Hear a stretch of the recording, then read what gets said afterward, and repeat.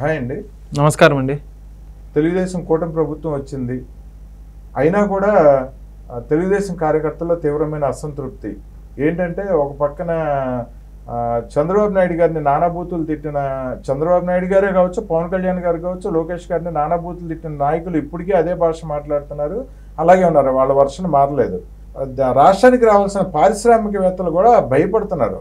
అసలు మేము మళ్ళీ మీరంటే మాకు నమ్మకం ఉంది, మీతో మేము జర్నీ చేయడానికి మాకు ఇష్టమే, మిమ్మల్ని పెట్టడానికి మేము సిద్ధమే, కానీ మళ్ళీ ఈ భూతం మీ రాష్ట్రంలో ఒక పెద్ద భూతం ఉంది, ఆ భూతం ఉన్నంతకాలం మళ్ళీ ప్రజలు ఆయనకి అధికారం ఇచ్చారంటే మళ్ళీ మా పరిస్థితి ఏంటి అనే వర్షంలో వాళ్ళు వస్తున్నారు. అంటే ఆ భూతం ఇంకా లేదు అని చెప్పే విధంగా చంద్రబాబు నాయుడు గారు వాళ్ళకి ఏ రకమైన భరోసా ఇవ్వగలరు? అంటే ఒక పక్కన రగిలిపోతున్న, ఇంతకాలం నానా బాధలు పడి రగిలిపోతున్న కార్యకర్తలు కానీ, నా సామాన్య ప్రజలకు కానీ వాళ్ళకి ఏ రకమైన భరోసా ఇవ్వగలరు అంటారు చంద్రబాబు గారు? ఇక్కడ చంద్రబాబు నాయుడు గారు మీరు చెబుతున్న ఏదైతే ఉందో ఆ యొక్క భూతం గురించి కావచ్చు, రాష్ట్రంలో ఏ విధంగా అరాచక పాలన చేశారో వాటన్నిటి గురించి ఒక స్పష్టమైన వ్యాఖ్య అయితే ఇవ్వడం జరిగిందండి. అదేంటంటే, భూతాన్ని భూస్థాపితం చేసే బాధ్యత నేను తీసుకుంటాను అని చెప్పేసి. దాంట్లో మనం గమనించుకుంటే ఎంతోమంది ఉన్నారు. అసలు ఆ భూతాలు ఎవరెవరు ఇవన్నీ చర్చించుకుంటే, కొడాలి నాని, పేర్ని నాని, వల్లభనేని వంశీ, అంబట్ రాంబాబు, జోగి రమేష్, అనిల్ కుమార్ యాదవ్, ఇలా పెద్ద ఆర్కే రోజా, విడదలని, వీళ్ళందరి లిస్ట్ కూడా ఉంది. వీళ్ళందరి భవిష్యత్తు ఏంటి అని చంద్రబాబు నాయుడు గారిని రాష్ట్ర ప్రభుత్వ ప్రజలు కావచ్చు, తెలుగుదేశం కార్యకర్తలు కావచ్చు, వీళ్ళందరూ కూడా ప్రశ్నిస్తున్నారు.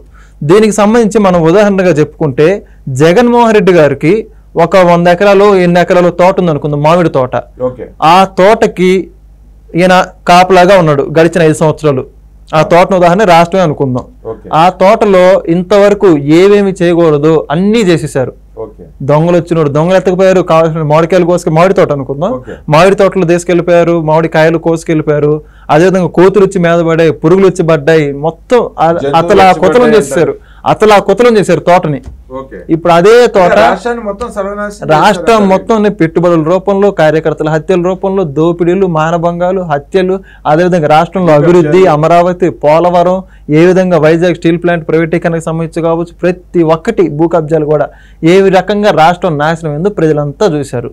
సో ఇప్పుడు ఆ తోటకి మళ్ళీ పునర్వైభవం రావాలంటే, ఆ రాష్ట్రానికి పునర్వైభవం రావాలంటే, మన రాష్ట్రానికి, దానికి చంద్రబాబు నాయుడు గారికి బాధ్యతలు ఇచ్చారు. ఇప్పుడు ఆ తోట చంద్రబాబు నాయుడు చేతుల్లోకి వచ్చింది. ఇప్పుడు ఏం చేయాలి? మొదటగా చంద్రబాబు నాయుడు గారు ఆ తోటని మరలా చెట్లు కాసే తోటగా మంచిగా విరజిల్లే విధంగా చేయాలి. దానికి మొదట ఏం చేయాలి? ఇప్పుడు ఫస్ట్ ఏదైతే పురుగులు ఉన్నాయో ఆ పురుగుల్ని తరివేసి పురుగుల మందు కొట్టి చంపేయాలండి. పురుగుల మందు కొట్టి చంపేయాలంటే ఆ బూతుల మంత్రులు, ఆ పురుగులు ఉదాహరణకి ఎవరంటే ఇందాక మనం చెప్పుకున్నటువంటి పెద్ద లిస్టు.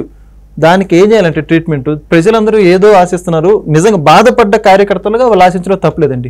ఎందుకంటే గతంలో వాళ్ళు ప్రాణాలు, ఆర్థికంగా ప్రతి సర్వస్వం కోల్పోయిన వ్యక్తులుగా వాళ్ళు కోరుకోవడం తప్పుందంటారా?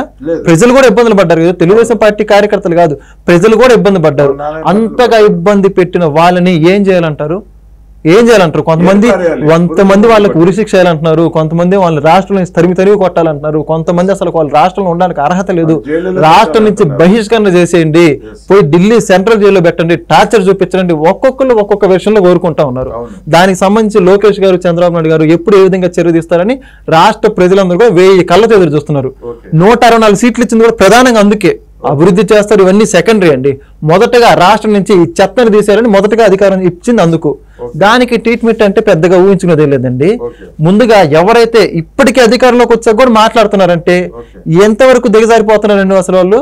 అధికారంకి వచ్చా కూడా హోమ్ మినిస్టర్ గారి గురించి మాట్లాడుతూ అనిత గారి గురించి, నువ్వు హోమ్ మినిస్టర్ గా అయితే నాకేంటే నా బొచ్చు పీకాలని అంటున్నాడు ఆయన, కొడాలి నాని గారు.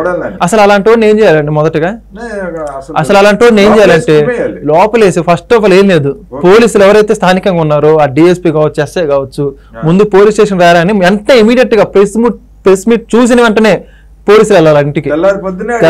ప్రెస్ మీట్ చూసిన వెంటనే తెల్లారి పొద్దున కూడా కాదు, ప్రెస్ మీట్ అయిపోయేలోపు ఇంటికి పోవాలా.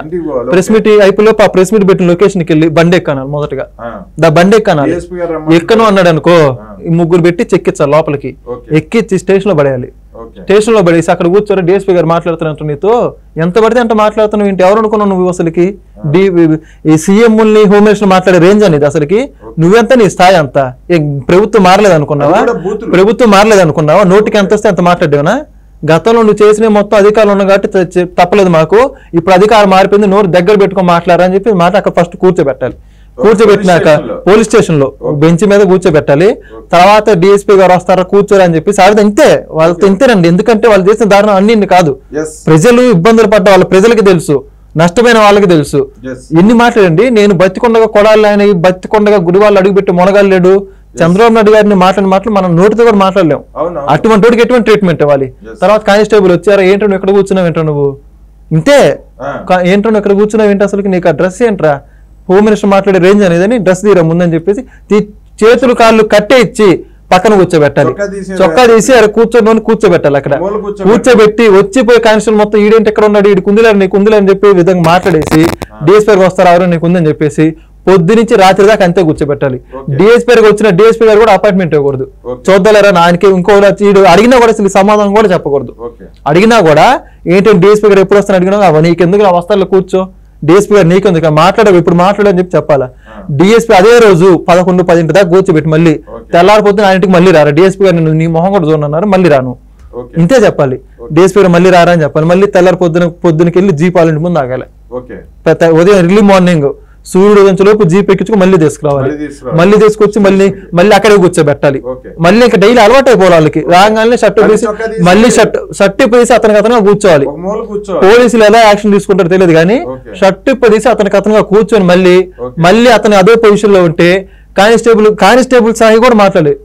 ఏంటో నువ్వేంటి ఎక్స్ట్రా మాట్లాడుతున్నావు అనుకుంటున్నావు, నువ్వు హోమ్ మినిస్టర్ గారిని సీఎం గారిని మాట్లాడే స్థాయి అనేది ఇప్పటి నుంచి ఒక్కొక్క రోజు నువ్వు ప్రతిరోజు స్టేషన్ కు వచ్చి సంతకం పెట్టాలి, లేకపోతే నీకుందే.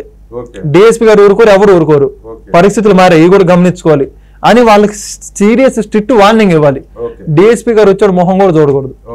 ఏమవసరం అసలు ఏమవసరం, అలా ఒక 15 రోజులు కాదు ఒక 4 రోజులు భయము ఏదైతే అహంకారం అధికార మదం ఉందో అవన్నీ దిగిపోవాలి. సామాన్యుడు అంటే భయపడాలి, పోలీసులు అంటే కాదండి, ప్రజలు అంటే భయపడాలి, ప్రజలకు జవాబుదారీతనం అంటే తెలియాలి, ఇవన్నీ తెలిసి రావాలి. అప్పటి వరకు 15 రోజులు ఏంటండి, వాళ్ళు మారుతారు అనుకున్నారు 15 రోజులకి, అధికారంలోకి వచ్చి 20 రోజులైనా మారకుండా ప్రెస్ మీట్లు పెడుతున్నారంటే ఇంకా వాళ్ళు మారుతారని మీకు ఆశ ఉందా? ప్రజలకు కూడా ఆశ లేదు. మేము ఓడిచ్చినా కూడా వీళ్ళు మారలేదంటే ఇంకా ఏం ట్రీట్మెంట్ తీసుకోవాలి, ఎలా వీళ్ళని మార్చాలని చెప్పేసి భావిస్తున్నారు ప్రజలందరూ కూడా. సో ప్రతిరోజు స్టేషన్కి పగల నుంచి సాయంత్రం నైట్ దాకా కూర్చోబెట్టి వార్నింగ్ కావాలి. 1 by 1 అండి. ఇప్పుడు కొడాలి నాని ఆ రోజు ఒక పోలీస్ స్టేషన్కి వెళ్ళారు అనుకో, వెంటనే పేరుని నాని పిలిపేయాలి. పేరుని నాని రాగానే ఇప్పుడు మనం ఏదో సినిమాలో చూస్తాం, నాయక్ సినిమాలో ఫస్ట్ ఒక రౌడీ వెళ్తాడు, పోసాని కృష్ణమురళి వెళ్తాడు, రామ్ చరణ్ గారి దగ్గర కూర్చోబెడతారు, ఫస్ట్ కూర్చోబెట్టి నాడు కూర్చోరు అని చెప్పేసి ఫుల్ కోటింగ్ ఇచ్చి పక్కన కూర్చోబెడతారు. వెనక ఇంకో రౌడీ వస్తాడు, వాడిని చూసి ఈడు భయపడతాడు, వామో ఈడేంటి ఇక్కడ లోపల తేడా జరుగుతున్న బాబు నేను పారిపోతానని వాడిని తప్పించుకోరు. మళ్ళీ లోపల తీసుకుని మళ్ళీ షర్ట్ తీసి మళ్ళీ కొల్లబొడుస్తారు. వాడిని కూడా మొత్తం కొల్లబొడిచాక లాస్ట్ లో వాడిని రామ్ చరణ్ సినిమాలో హీరో క్యారెక్టర్ చేసిన రామ్ చరణ్ దగ్గర తీసుకెళ్తారు. ఎక్కడి నుంచి ఎవరైనా ఎక్స్ట్రా చేస్తే ఇదే ట్రీట్మెంట్ జరిగింది చెప్పేసి వార్నింగ్ చేస్తారు. అలా మొత్తం స్క్రాప్ మొత్తం ఎవరైతే ఉన్నారో రాష్ట్రంలో అనిల్ కుమార్ యాదవ్ వాళ్ళు చేసి చెప్పాలంటే ఇప్పుడు ఈ వీడియో సరిపోదండి. మళ్ళీ లైన్ లో ఏం నుంచోవాలి, ఏం చూసి వామ్మో ఈడికోదో అయింది మళ్ళీ నాకు కూడా ఉంటుందని చెప్పేసి భయపడిపోవాలి, ఆటోమేటిక్ భయం కలగాలి. దెబ్బకి మళ్ళీ డిఎస్పీ సేమ్ ఎవరైతే కానిస్టేబుల్స్ ఉన్నారో మళ్ళీ సేమ్ కోటింగ్ ఇతనికి ఇవ్వాలి. మళ్ళీ అవసరమైతే కోటింగ్ చేసి తప్పులేదండి, వాళ్ళు చేపిలేదా? రఘురామకృష్ణరాజు గారిని కాళ్లతో దండించిన మాట వాస్తవం కదా, చంపాలని చూడలేదా? ఒక ఎంపీ స్థాయి వ్యక్తిని పోలీస్ స్టేషన్ లో ఎంతమంది చంపలేదు? పట్టాభి గారిని అర్ధరాత్రి అరెస్ట్ చేసి ఊరు మొత్తం తెప్పలేదా? కరెంట్ పోయిందని ఈ యొక్క చంద్రని చంపినప్పుడు లేదా? వాళ్ళందరూ మనుషులు కాదా? వాళ్ళ కుటుంబాలు కాదా? వాళ్ళ ప్రాణాలు కావా? కార్యకర్తలు ఎన్ని చేశారు? చింతకాయల విజయ్ గారిని, అయ్యన్న పాత్రుడు గారిని, అయితే గోడ కూర్చో వాళ్ళ ఇల్లు ఏదైతే ఉందో ప్రహరీ కూడా కూల్చేశారు తెల్లారిపోతుంది. ఆయన ఇంట్లో లేని టైంలో హైదరాబాద్ నుంచి ఎత్తుకొచ్చేశారు.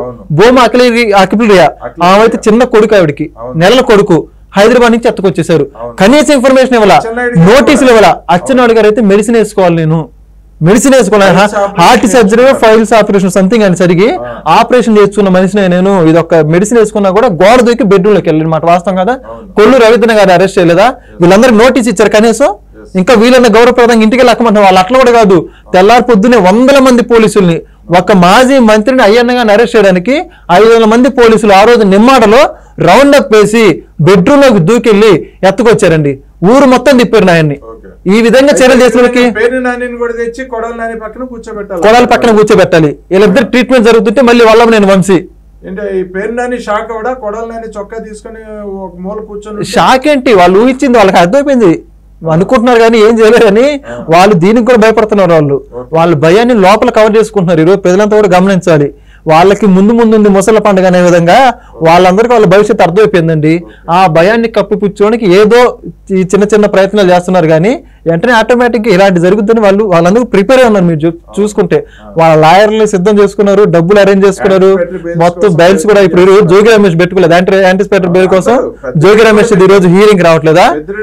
అందరూ ఈ డబ్బులు మొత్తం ఒకప్పుడు పెట్టుబడుల మీద అలా దోచుకున్న డబ్బులు మొత్తం ఇప్పుడు లాయర్ల కోసం సిద్ధం చేసుకున్నారు. ఇప్పుడు ఆస్తులు అమ్ముకో లాయర్ల కోసం సిద్ధం చేసుకున్నారు, కోర్టుల చుట్టూ తిరుగుతున్నారు. ఏ కోర్టులు మనకు అనుకూలమైన వ్యక్తులు ఉన్నారు, ఏ విధంగా ఉందని చెప్పేసి అప్పుడు వాళ్ళు ప్రణాళికలు కూడా రచించుకున్నారు ఆల్రెడీ దీనికి సంబంధించి భయపడి కూడా. ఈ రకంగా ఈ నాయకులందరినీ ఒక్కొక్కరిని తీసుకొచ్చి వేధించి స్టేషన్స్ లో కూర్చోబెట్టి ఒక 4 రోజులు తిప్పాలంటారా? 4 రోజులు కాదండి, వాళ్ళు మార్పు వచ్చేంత వరకు తిప్పాలి. అలా కూర్చోబెట్టడం కాదు కదండి, అవసరమైతే ట్రీట్మెంట్ కూడా ఇవ్వాలి వాళ్ళకి. 3rd డిగ్రీ అంటారు, 3rd డిగ్రీ ఎవడైతే ఎక్కువ చేస్తారు అక్కడ కూడా మారకపోతే 3rd డిగ్రీ ఇవ్వాలి. మరి తప్పిద్దా ఈ రోజు? ఇప్పుడు టీచర్ బల్లో టీచర్ ఒకసారి చదువుతుంది, అరే దీన్ని అప్పచెప్పుడు నాకు పాఠం అని 2-3 సార్లు చెప్పిద్ది. మూడోసారి 4సారి వినపోతే ఏం చేసిద్ది? బెత్తం పెట్టుకుని వీపు మీద విమానం మొత్తం మోగిచ్చిద్ది. వీళ్ళు అంతకంటే దారుణమైన వ్యక్తులు కాదా? వీళ్ళు మాటలు చదివి తినేవాళ్ళు అంటారా? ప్రాణాలు చేసిన వాళ్ళకి ఏ సమానం చదువుతారు? మరి వీళ్ళందరూ కూడా గుడి వాళ్ళు ఎన్ని అకృత్యాలు జరిగాయి కొడాలి నాని గారి నాయకత్వంలో, వీటన్నిటి సమాధానం జస్ట్ కూర్చోబెట్టి చదివితే పోయిద్దా? ఈ విధంగా ఈ పురుగులన్నింటినీ ఏరేస్తే తప్పితే పారిశ్రామికవేత్తలకి నమ్మకం రాదంటారా? అప్పుడు కానీ పారిశ్రామికవేత్తలు ఇప్పటికీ చంద్రబాబు నాయుడు గారిని చూసి ఒక భరోసా ఉందండి, బట్ వాళ్ళని చూసి భయం ఉంది. సో మొదటిగా భయం పోతే భరోసా మీద నమ్మకం వచ్చింది. చంద్రబాబు నాయుడు గారిని చూసి కంపెనీలు వస్తున్న పరిస్థితి. వాళ్ళ చిన్న డౌట్ ఏంటంటే మళ్ళీ మీ ప్రజలు ఆ భూతాన్ని రప్పించుకుంటే మా పరిస్థితి ఏంటి? గతంలో వెళ్ళిన మాట వాస్తవం.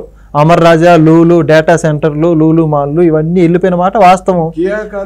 కియా కార్లు కూడా వాళ్ళైతే బహిరంగంగా లేఖ రాయడం జరిగింది. అన్ని వేల మందికి పెట్టుబడి ఇచ్చే దాని మీద కూడా వీళ్ళు అక్కసు ప్రవర్తించారంటే ఏ తారాస్థాయికి చేరిందో చూసుకోవాలా. వీళ్ళ పర్సనల్గా ఆస్తులకు సంబంధించి తారాస్థాయికి వెళ్ళిపోయింది. వీళ్ళందరినీ దాటి రాష్ట్రంలో అభివృద్ధి ఇప్పుడు శిథిలాలన్నీ పడిపోయినాయి.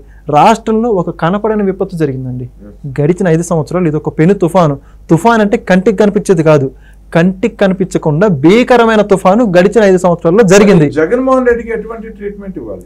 జగన్మోహన్ రెడ్డి గారికి ఎవ్వరు ఊహించిన విధంగా ట్రీట్మెంట్ ఉండబోతుంది అని చెప్పి చంద్రబాబు నాయుడు గారే చెప్పారండి.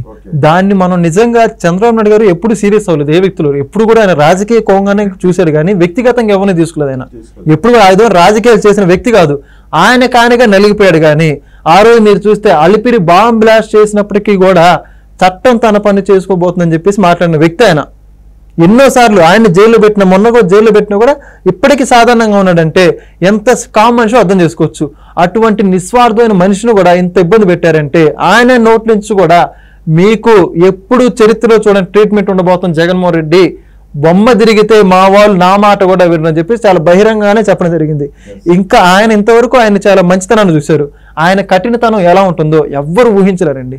ఇంతవరకు ఎప్పుడు ఆయన చూపించలేదు కూడా.